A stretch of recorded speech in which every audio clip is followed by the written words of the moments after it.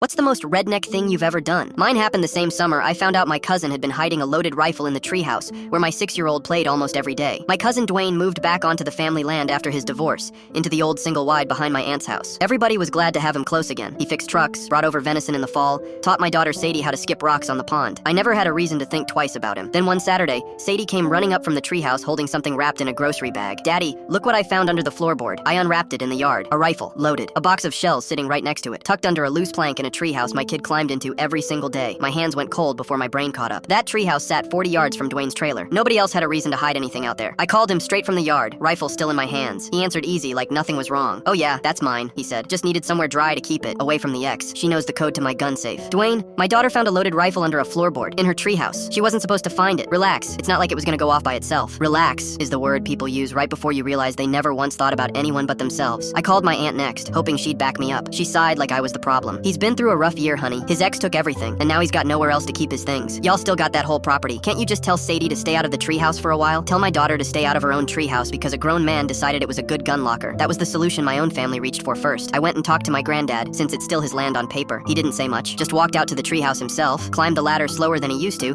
and looked at that loose floorboard for a long time. Then he climbed back down and said, "Get the rifle. We're taking it to Dwayne ourselves, together." We drove it over in the truck bed, unloaded, shells in a separate bag. Dwayne came out on his porch already talking before we'd even parked. Y'all didn't need to make a whole production out of this. Granddad set the rifle down on the porch steps, calm the whole time. "You hid a loaded gun where my great-granddaughter plays every day. That's not a production. That's the bare minimum I'm asking you to understand." Dwayne rolled his eyes, actually rolled them, at a 79-year-old man standing on his own family's land. "It's a gun, not a bomb. Kids around here grow up around guns their whole lives." "Loaded," Granddad said. "Unlocked, hidden, around a 6-year-old. Those are 3 different problems, and you created every one of them." Dwayne didn't apologize, not once. He picked up the rifle, took it inside, and didn't come back out. That night my aunt called me and said I'd embarrassed him in front of Granddad, and maybe I should let it go, seeing as nothing actually happened. Nothing happened. Like the only thing that mattered was the outcome, never the risk he'd built and hidden under my daughter's feet. I moved the treehouse 2 weeks later, board by board, closer to my own house, on the other side of the property. Told Sadie it needed a paint job. She believed me. She still doesn't know what she pulled out from under that floor. Dwayne still comes to Sunday dinners. My aunt still acts like I overreacted. Granddad hasn't said another word about it to anyone, but he changed the will that spring,